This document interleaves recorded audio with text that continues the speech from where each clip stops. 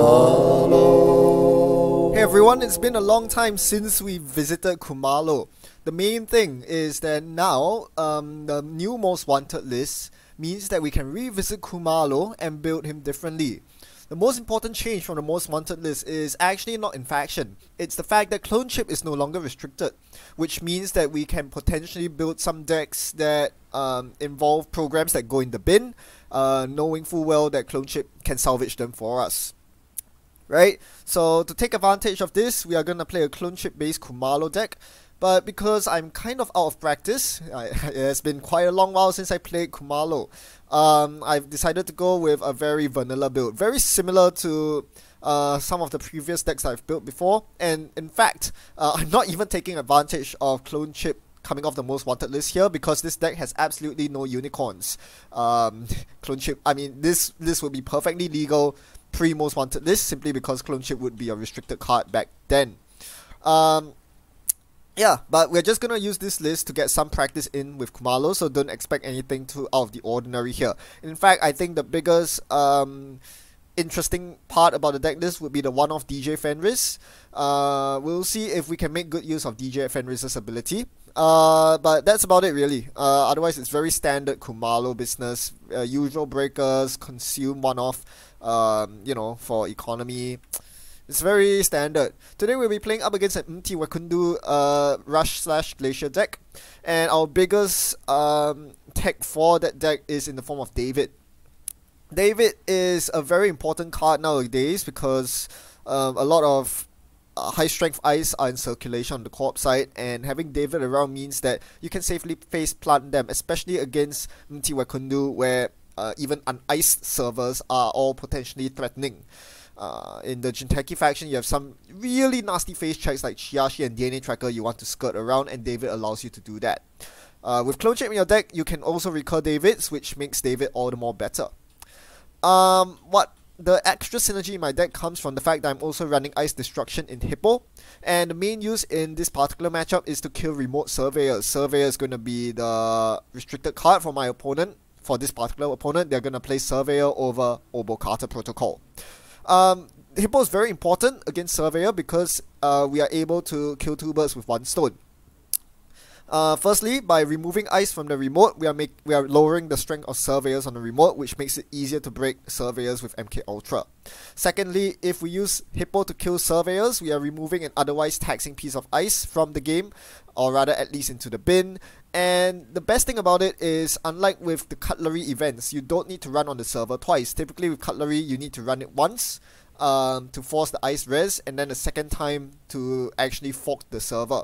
With limited David counters, this is not that viable, but with Hippo, you can, you know, kill the Surveyor as soon as it's rezzed for 2 David counters, which is fantastic. Right, won't hold you all any longer. We'll proceed straight into the game and get some much needed Khumalo practice. Alright, I'll be doing a recording of me commentating over the gameplay video. So once again, if the video footage is choppy, I apologize in advance. Recently, it seems like there's been a lot of choppy video footage. I'm not sure why either. Hopefully not so with this one. We are up against Netrunner today. And the biggest threat from Netrunner is them using their ability to install an ice that deals lots of net damage. Because of that, my opening hand is a Snap Keep. Even though it doesn't really have breakers, I mean that's debatable, David is a very good breaker. It has big money in 2 Liberator accounts, and it has big draw in both I've had worses, so we can play more aggressively on my opponent's centrals and remotes, uniced of course, without having to worry about net damage. So we definitely keep that hand. Yeah, and yeah, that I think this is a really good hand to have as I check my list once again, just to be sure. So my turn 1 is almost certainly going to be credit, install Liberator, click twice. I'm actually not, I really don't want to run on my first turn because the problem with that is if I hit net damage and lose both of my Liberator accounts, I'll be in bad shape economy wise for the rest of the game. We know that we are not running Employee Strike in this deck, so yeah, this is why I didn't consider mulliganing this hand. You could consider mulling for an E-Strike, which would make this server 1 very easy to contest. But I chose not to contest it because firstly it's quite an obvious NGO front. I mean, they could be sneaking out something like a Nisei on turn 1. That's perfectly possible. However, that just gets shut down so hard by a turn 1 employee strike. There's absolutely no counterplay by MT, so I think this is a very bold play by my opponent if it's an agenda. I'm kind of willing to concede it because most of the time it's going to be an NGO front. I was wrong. It was a Nisei Mark 2. This is a horrible, horrible start, giving my opponent a free Nisei token on turn 1, and I can't even run to abuse the fact that my opponent spent a lot of their resources advancing the Nisei. Typically, they'll be down to 1 credit at this point, but they're not because they found a turn 1 hedge fund. So, yeah, my opponent was able to rest this Cortex Lock here as a result, but I do get some compensation. I've had worse triggers, so it draws me lots of cards. And I did lose my second Liberator accounts, but I made up for that with some economy of my own. Dirty Laundry here, I get the Batty Trash. Khumalo saves me 1 credit there. So, very unfortunate because I've had worse did draw me into Career Fair, which I could use now, but with Scarcity out, that's not going to happen. Thankfully, I draw into non-resource economy. Double Sure Gamble is going to tide me through the rest of the game here. And I also find myself with DJ Fenris. This is actually quite interesting. My opponent is down to 4 credits, so I think it makes a lot of sense to run R&D here. There's not much that can hit me at this point, and I've had worse as usual to defend me, so I'm going to run R&D here. And my opponent is actually going to use MT's ability here, spend half of their credits resing an IP block. Not much I can break with, so I'm going to trace it. We can easily beat the trace because we are rich. So we soldier on and we see from R&D, NGO front saves us 1 credit. Khumalo saves us 1 credit. Again, this is almost like playing with Valencia at this point. Instead of 1 bad publicity, we get to trash Batties and NGO fronts for free. We finish off with our last show gamble, so that puts us at a healthy 17 credit level. However, we have a bunch of resources that we really want to get down on the board. Bagat and DJ Fenris will both help immensely on HQ runs. So that's something I'm looking to do, but with Scarcity out, I really don't want to install these cards. But with Career Fair, it becomes, a bit more acceptable. So I'm going to Career Fair into DJ Fenris, and I'm going to pick Steve Cambridge, because I want to run HQ here. I want to fire both Bagat and DJ Fenris, so this seemed like a good idea. Since I had a lot of money, I could afford to install them both through Scarcity. And I'm going to get to trigger both by running to HQ. Cortex Lock did fire, but I'm only short of 2 memory. So I took 2 net damage, triggering I've Had Worse, which draws me 3 cards. Now, I'm going to access an IPO from HQ, but more importantly, I get to recur one of my sure gambles with Steve Cambridge, and I get to mill 1 card with Bagat. So that's wonderful. That's absolutely wonderful, and we are going to look to run HQ every single turn if possible. Our opponent's still too poor to defend HQ properly, so let's see if I can make a dent here. The problem is I don't really want to take net damage at this point, and I can't really install Daily Cast because Scarcity is out. So we are just going to draw a bunch of cards. I see Patchwork there. That's a wonderful economy card that I want to get on the table. I'm definitely considering my options here. The thing is, installing Patchwork right now isn't going to do much good because I don't really have anything that costs 2 or more to install alongside the Patchwork. So might as well save the Patchwork trigger for the next turn. What I'm looking at here is to play Inject, drawing me a bunch of cards and then running HQ last click, so I can ditch the newly drawn cards to net damage from Cortex Lock. At this point, breaking Cortex Lock for 6 credits with MK Ultra is a bad idea. We try not to do that. The reason I installed MK Ultra was simply to take up 1 more memory so that Cortex Lock would deal less damage on the HQ run last turn. It's a tough choice for me here. I don't really know what to do. Right? There's a bunch of good plays that I could make, but yeah, they all don't seem like optimal. I really want to get the Daily Cast down here, but the Scarcity is causing problems. So what I really want to do is to steal an agenda, get rid of the Scarcity so I can get my Daily Cast going. On the same token, however, I know that I'm running out of cards. I don't want to repeatedly take 2 net damage from Cortex Lock. I believe Progenitor takes 0 memory. Or does it take 1 memory? I'm not very sure. One possible thing I could have done here was to install Progenitor and then run HQ, taking 1 net damage. But I didn't really want to lose Patchwork to net damage either. So I installed the Patchwork here. which is both an upside and a downside. The biggest downside is that it gives me 1 extra memory, which is usually a good thing, but against Cortex Lock, this means I take 1 extra net damage. I really wanted to get the patchwork down because I wanted to install Hippo for free. So getting mileage out of patchwork immediately while at the same time getting my ice destruction in play. Right, I draw into a lot more economy here. Again, under scarcity, this economy isn't very good. Career Fair makes things a bit more palatable, but instead I'm going to run Server 2 here. I do not want to give my opponent a free Rashida Jahim, and that absolutely looks like a Rashida. So we're going to run it, and our opponent can install something on the remote. If it's a big ice, I have David to cover me. If it's a Cortex Lock, I'll just pay 6 credits, I guess. My opponent doesn't install. I'm going to kill a Code Replicator here.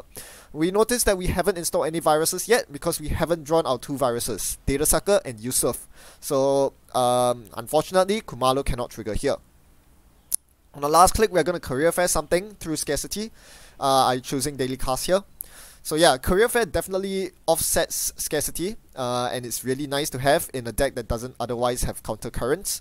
But yeah, we really shouldn't be installing that many resources through scarcity. We are losing a lot of money. Yep. So I think I could have done a patchwork trigger here. I chose not to because I wanted to have more cards in hand, I think.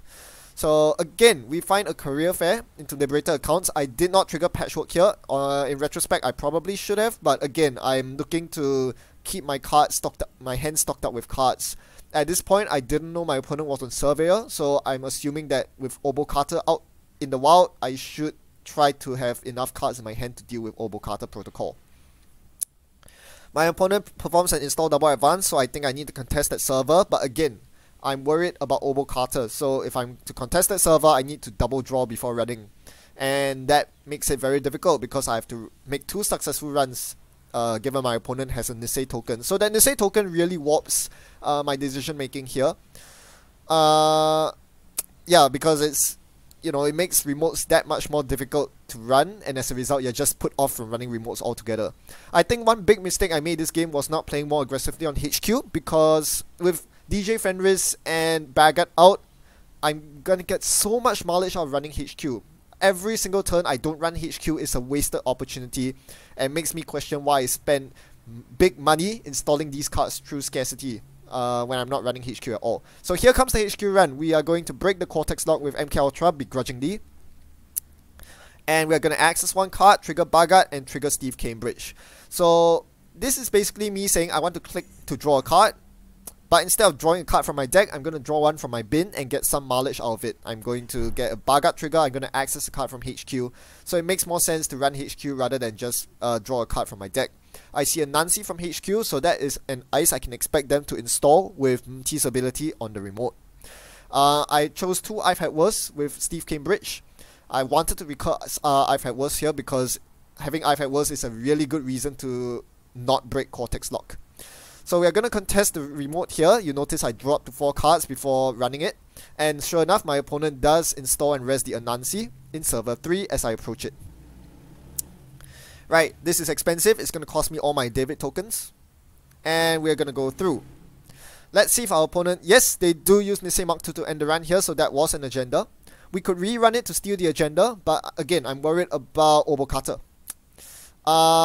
Here I tried to use Hippo to kill the Anansi after breaking it with David, but as I soon learned, you can't actually do that because Hippo, as I keep forgetting, can only be used on the outermost ice. Unlike Cutlery, which is the first ice of that subtype you break all subroutines on, meaning that you can potentially kill inner ice with it. With Hippo, it always has to be the outermost ice, whether it be res or not. So not being able to kill Anansi basically kill any prospects of me running the remote. Usually I would run it, taking net damage from Anansi to steal the agenda inside, and I really should have, but here I couldn't afford to because if it was an Obo Carter protocol, I'll be very far behind. So I'm going to Dirty Laundry Archives here, and turns out my Bagat mills haven't been productive at all. Sad face. I do draw into a Consume though, so that's a card we immediately want to get on the table, and we want to start trashing our opponent's cards. Right, I'm going to trigger Patchwork here. I'm doing this manually, and we are going to Yeah, we are gonna use patchwork here to install the consume.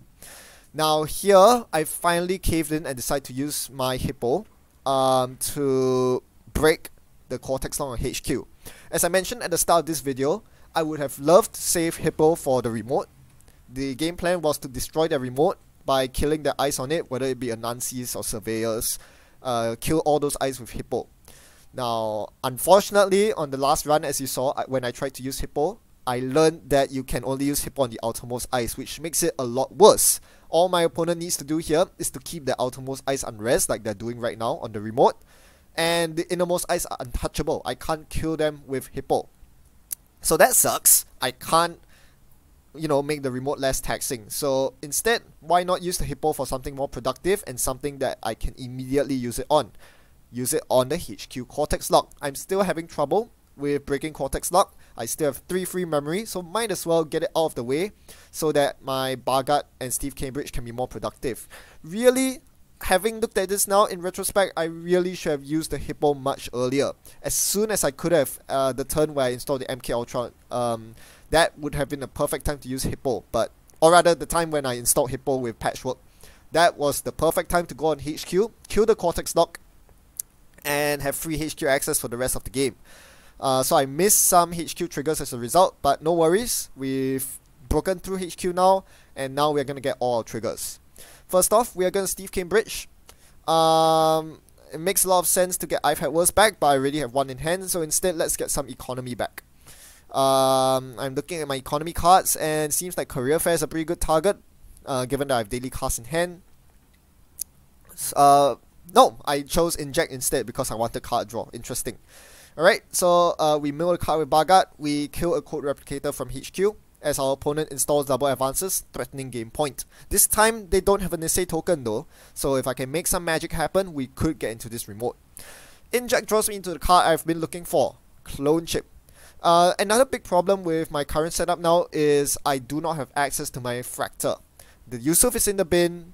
I do have a clone chip to fetch it now, but I only just milled the Yusuf. Up to this turn, I had no way to break barriers, so that was another reason that I was kept out of the remote. If my opponent had a Chiyashi or a Vanilla, more likely Vanilla, or Kakugo or Envelope, I wasn't getting to server 3. Right? I was gear checked on the barrier side. But now that's not the case. I've clone chip. The problem is I really want to use the clone chip for David instead. You see I have an installed David but no tokens. If I can somehow get that David into the bin and then recur it with clone chip, I can get past the Anansi. Otherwise I would have to pay 9 credits for the Anansi with MK Ultra, and we know we are not doing that. That's way too expensive. So I'm looking at my rig, I'm like, there's no way I'm breaking through server 3. That's really difficult. But don't forget, I have other ways of getting cards out of the bin besides clone chip. I have Steve Cambridge. So I'm looking at my bin and I'm looking which 2 cards can I pick with Steve Cambridge that will allow me to get past this remote. Obviously I can't pick Yusuf. My opponent will surely remove Yusuf from the game, so that's probably not a good idea. There's also only 1 clone chip in the bin, so if I pick the clone chip, my opponent's not gonna return me the clone chip either. So yeah, Steve Cambridge's removed from game clause, causing a lot of hurt here. A lot of one-off cards in my heap that I really need now, but I can't get. Right? If I had something like David, for example, in the bin, I could choose clone chip and David. That would have done something. But right now, there are just too few cards in my bin to do anything good. So at this point, I'm just going to have to drop the clone chip, take some money, run the remote, and hope for the best. As our opponent doesn't rest the outer ice, I'm forced to break the Anansi the hard way here, spending 9 credits on MK Ultra.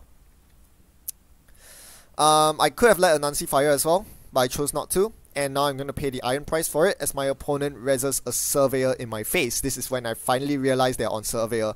Did not see that one coming. I was always assuming they were on Obo Carter, but the SSL endorsement should have given it away. So there's no way I can break this Surveyor. I have a clone chip out, but no Davids in the bin. There's only a David on the board, which I can't use, obviously. So, well, it fires. That's a pity, because I can't even beat the trace. I only have 3 credits to my name, even though my opponent has 0 credits. 3 credits means I can't beat the trace 6, so I'm taking 2 tags. I'm ending the run, and now my opponent can start dismantling my board. This is horrible. I mean, they could score the agenda here to win the game, but that's not an agenda, so they're just going to destroy all my resources. They install something in the remote, double advance it. Well, that's obviously an agenda. If it weren't an agenda, they would be destroying my board instead. Instead, they're looking to outright win the game right now.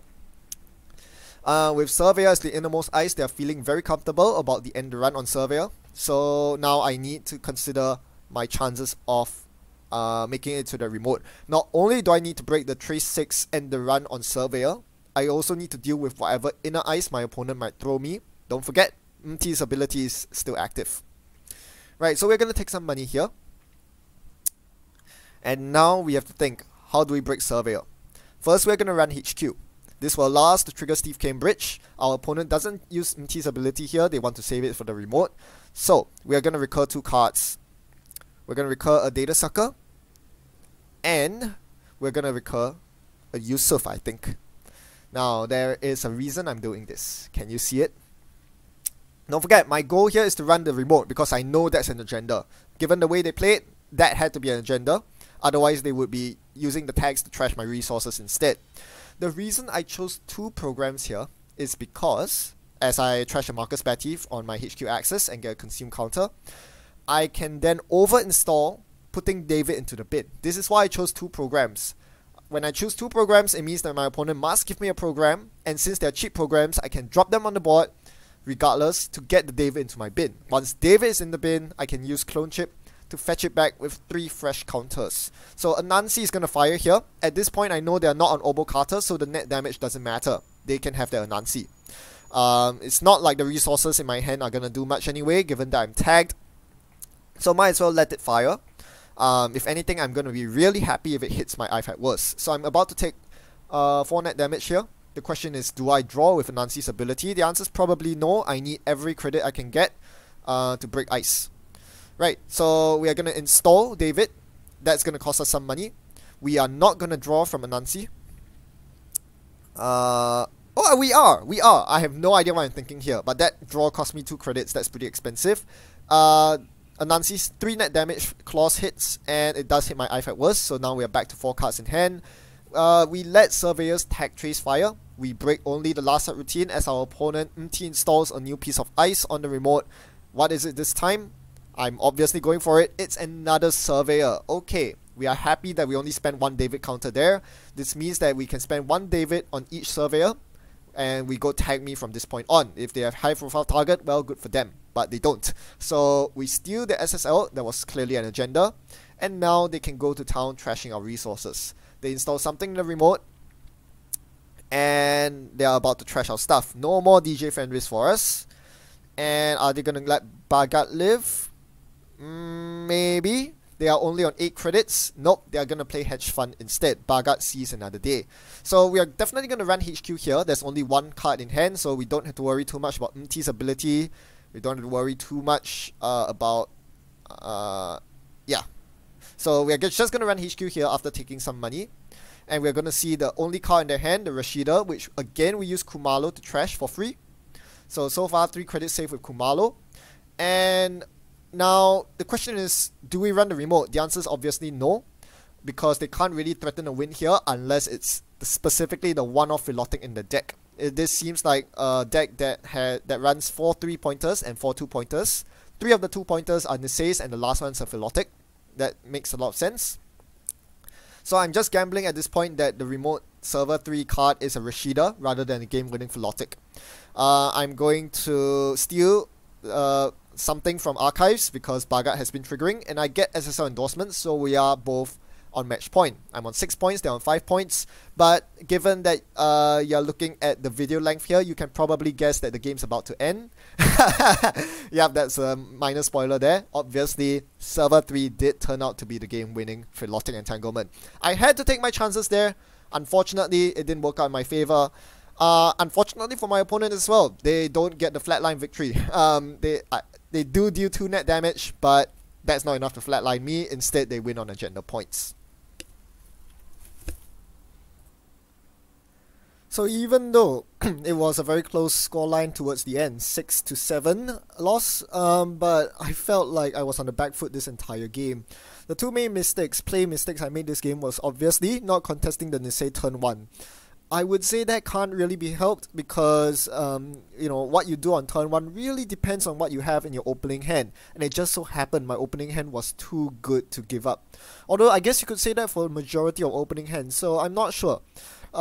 If you saw my Haley versus MT game that I published some time back, you would remember that I was able to work around Cortex Lock simply by click 1 installing 2 SMCs with Haley's ability, which immediately eats up all my memory. You can't really do that with Khumalo unless your opening hand has a Yusuf, which takes up 2 memory. So yeah, I think you're not really in a very good position to contest early assets and or agendas as Khumalo, as opposed to someone like Shaper, which can fetch out breakers on tap with self-modifying code. I was also not aggressive enough on HQ. Despite having a bunch of good HQ pressure resources, I didn't make the full use of it. As I mentioned in the game, that was all on me. So yeah, definitely could have played better. If I gotten a couple more Bagat mills, maybe the game outcome would have been different. Because as you saw, my opponent's agenda suite was very flimsy. Trading Surveyor for no Obokata means that all agendas are very easily stealable. Khumalo's weaknesses, on the other hand, was that I was finding it very difficult to get economy to break Cortex Lock. That was what was keeping me from exerting early pressure in the game. MK Ultra just isn't very good at breaking Cortex Lock, and I couldn't find enough programs to fill up my memory. Yusuf just wasn't coming. I also drew a lot of economy early on, but I was struggling for cash, and that's mostly because I wasn't running Employee Strike to counter my opponent's scarcity. This is something I need to keep in mind in future Khumalo iterations. Strike, a very good restricted card, should be played alongside Clone Chip. I found that finding breakers is a hassle. If you're used to playing Shaper, well, Anarch is going to be a huge culture shock, because there will be games where the 2 copies of Yusuf are simply stuck at the bottom third of your deck, and you just don't have access to barrier breakers for most of the early game. That's a big problem. And I definitely felt that this game. David recursion was also a struggle. Despite having 2 copies of David and 3 clone chips, sometimes that's just not enough, and having to juggle while having an empty David on the table was very awkward as well.